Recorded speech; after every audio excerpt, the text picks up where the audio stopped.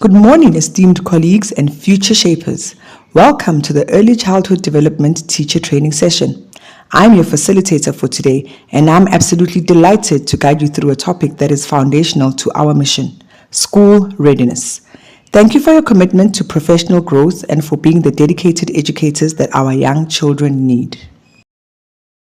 This training is brought to you by Nxt College, also known as NNC, which operates under the Sifiso Learning Group, founded by Dr. Sizwe and Dr. Judy Dlamini. Our philosophy is simple yet powerful. We are here to bridge the gap between learners and educators by revolutionizing teacher education. NNC is built on an innovative blended learning environment, combining the best of online flexibility with impactful in-person training, just like this. We don't just teach theory, we test our methodologies in real-world settings, using the Future Nation schools as our incubator. What you learn today is practical, effective, and designed for the contemporary South African classroom. Our focus today is school readiness. When we talk about school readiness, we are not just talking about whether a child knows their ABCs and 1, 2, 3s. It's much deeper. It is the holistic state of a child, their family, and the whole school system that determines successful transition and learning. We, as ECD teachers, are the architects of that readiness. Over the next few slides, we will map out our journey to becoming experts in school readiness. Our session will cover 6 critical areas. 1. What is school readiness? Defining the concept. 2. Why do we do it? Understanding the purpose. 3. Development milestones. Reviewing the essential building blocks. 4. What do we assess? Breaking down the specific skills. 5. At what age does a child have to do school readiness? Clarifying the timing. And 6. How can we assist a child to be school ready? Focusing on practical strategies, including inclusive practice. Let's start with the definition. In the ECD context, school readiness refers to how prepared a young child is to enter a formal school environment, such as grade R, in a way that supports learning and healthy development. It focuses on the whole child. A school-ready child is emotionally secure, socially confident, physically active, and able to communicate needs and ideas. In our ECD centers, this means children can follow simple routines, listen to instructions, play and cooperate with others, manage basic self-care tasks, and show curiosity and a willingness to learn. Through play-based learning, daily routines, and positive relationships, we help children build confidence, independence, and essential life skills. When children feel safe, confident, and ready to learn, the transition into formal schooling becomes smoother, and that is the foundation we build every day in ECD. To check whether a child is school ready, school readiness tests may be used. These tests help measure a child's knowledge and skills in different areas, including language, maths, literacy, social-emotional development, and physical development. School readiness tests are usually done before a child starts formal schooling and are used to identify any areas where a child may need extra support. They help practitioners and parents understand how best to support the child's development. So why put such emphasis on this assessment? The core reason is to determine if a child is developmentally prepared to cope with the demands of formal schooling.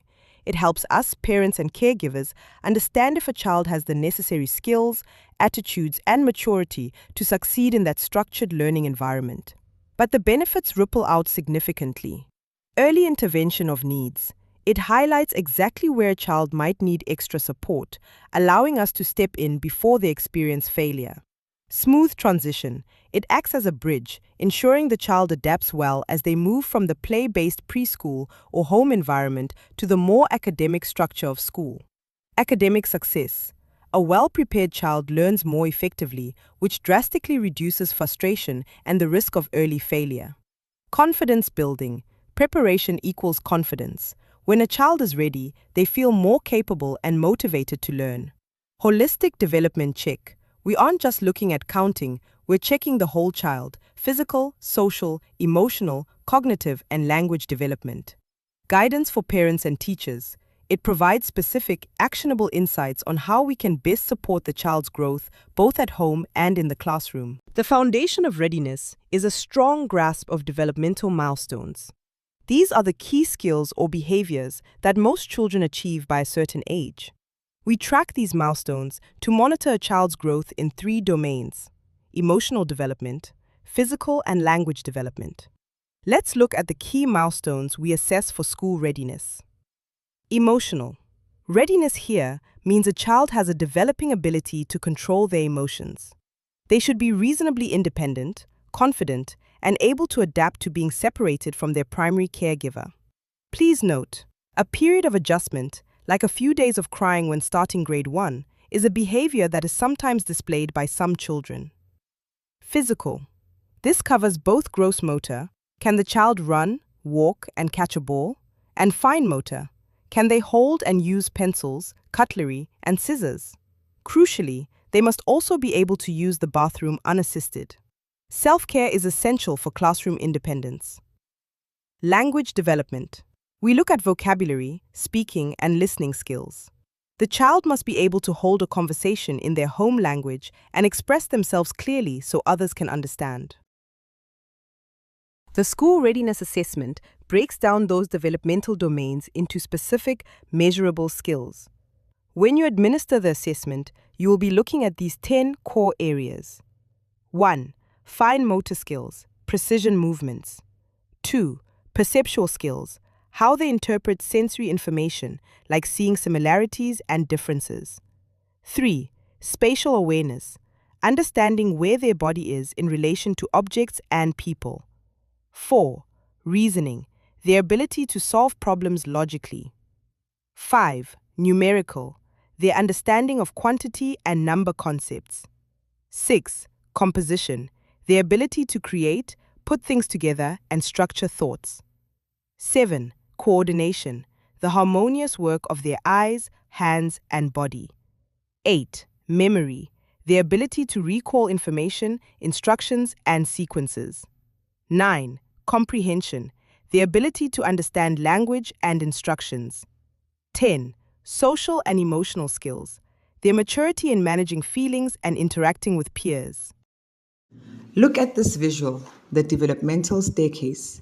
It answers the question, at what age do we conduct school readiness? School readiness is typically assessed around age 6 to 7 years, just before they enter grade 1. However, this staircase shows us that readiness is not a switch we flip at age 7. It is a cumulative process built on successive skills. Higher skills can't develop until lower skills are mastered. Notice the progression. It starts with primitive reflexes and core strength and posture. Without a strong core, sitting still and focusing is difficult. That foundation supports gross motor skills, which in turn supports fine motor skills. From there, you build the sensory integration skills like vestibular integration, which is also balance, and binocular vision, which is using both eyes together, which are essential for tracking on a page. Only once these lower integrated skills are strong can the child fully engage the complex cognitive sound processing, which is phonics, and cognitive visual processing, that refers to reading and writing, required for true readiness. Now let's look at what a video example on how school readiness is conducted.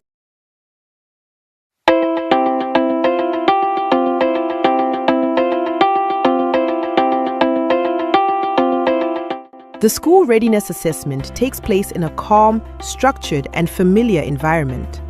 Children are seated at their designated chairs and tables when the session begins. A short song helps them settle, feel at ease, and creates a warm, non-threatening atmosphere. Tuna fish, swimming in the water. Once children are calm and attentive, the teacher briefly explains what will happen in clear, reassuring language. Turn around. Are you all looking at teacher? You all see that you get the same people like teacher. Yeah. So all in the first page. The teacher introduces the assessment slowly, giving one instruction at a time. Questions are read aloud. and where needed, demonstrated. There are two tables next to the page. You see that? Now I want you to draw a ball in between the tables. I want you to draw a ball in between the tables. I want you to draw a ball, not balls, a ball in between the tables. Learners are given time to think and respond without pressure or rushing. The teacher observes both responses and behavior throughout the process. Support remains calm and neutral. The teacher does not guide answers, allowing each child's development to show naturally. This process helps educators form a balanced picture of a child's school readiness. The purpose of the assessment is to inform support and planning, helping children transition confidently into formal schooling.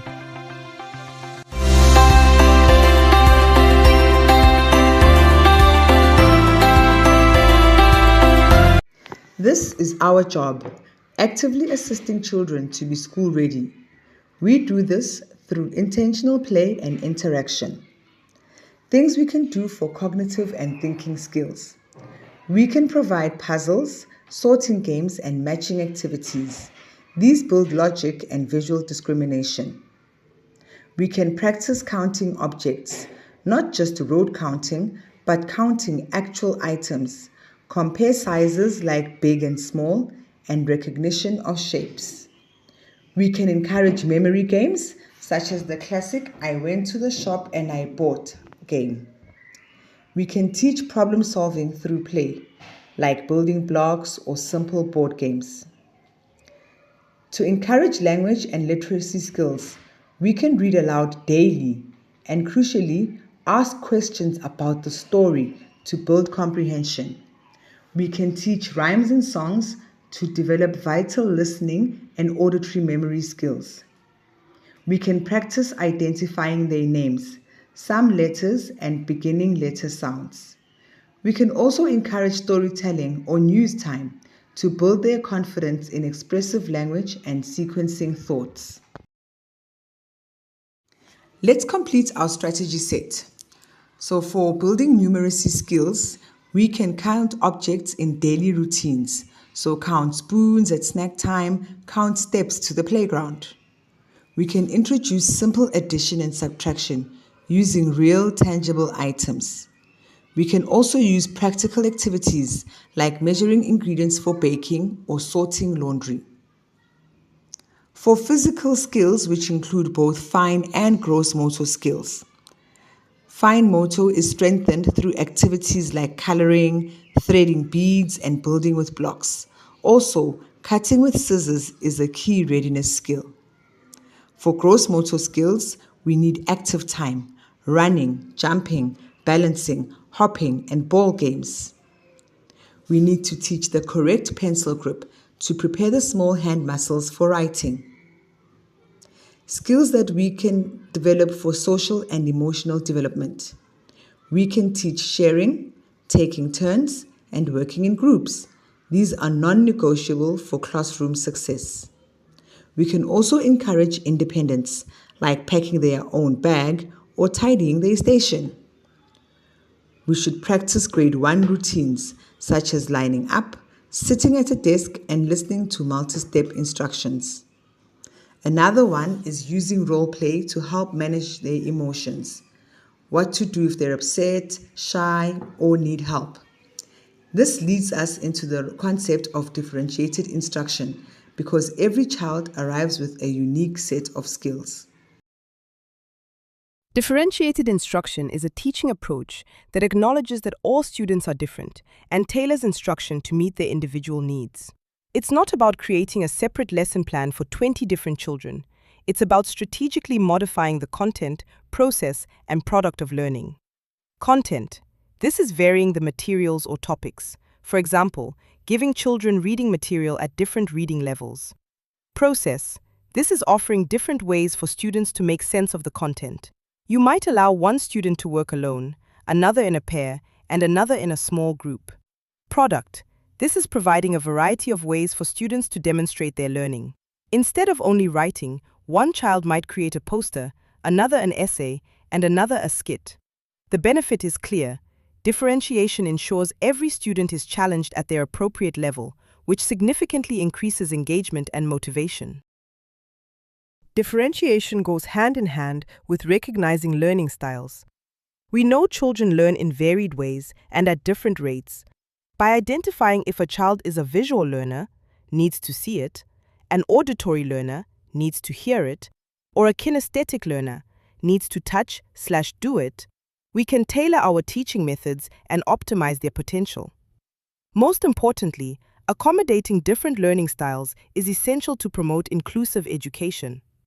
Not all children respond uniformly to one method, and we must ensure every child, especially those with learning difficulties, receives appropriate support. Inclusive schooling is the ultimate goal. It's about designing a system where human differences are not just tolerated, but are actively desired in the classroom. How do we achieve this? First, through our practice. Train ourselves and our colleagues in inclusive teaching strategies. Challenge biases and stereotypes early. Second, through our environment and partnership. Create inclusive learning materials and inclusive play environments. This means making sure all resources reflect the diversity of our children and community. Assess children holistically, not just academically. School readiness is a holistic measure, remember?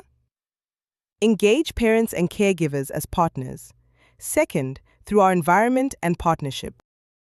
Finally, we embed anti-bias principles in ECD. These are non-negotiable for creating an inclusive environment. Identity. Help children develop a strong sense of self without feeling superior to others. Diversity. Encourage comfortable, respectful interactions with people from different backgrounds. Justice. Teach children to recognize and speak out against unfairness or injustice. Action. Empower children to take action in response to bias. We have reached the end of our content. We've defined readiness, understood its importance, reviewed the milestones, and discussed the strategies for implementation and inclusion. Before we move to the assessment, I want to invite you to write down your questions, thoughts, and additions. What is one challenge you currently face when trying to support holistic readiness in your classroom? Does anyone have a successful strategy for teaching one of the numeracy skills we discussed?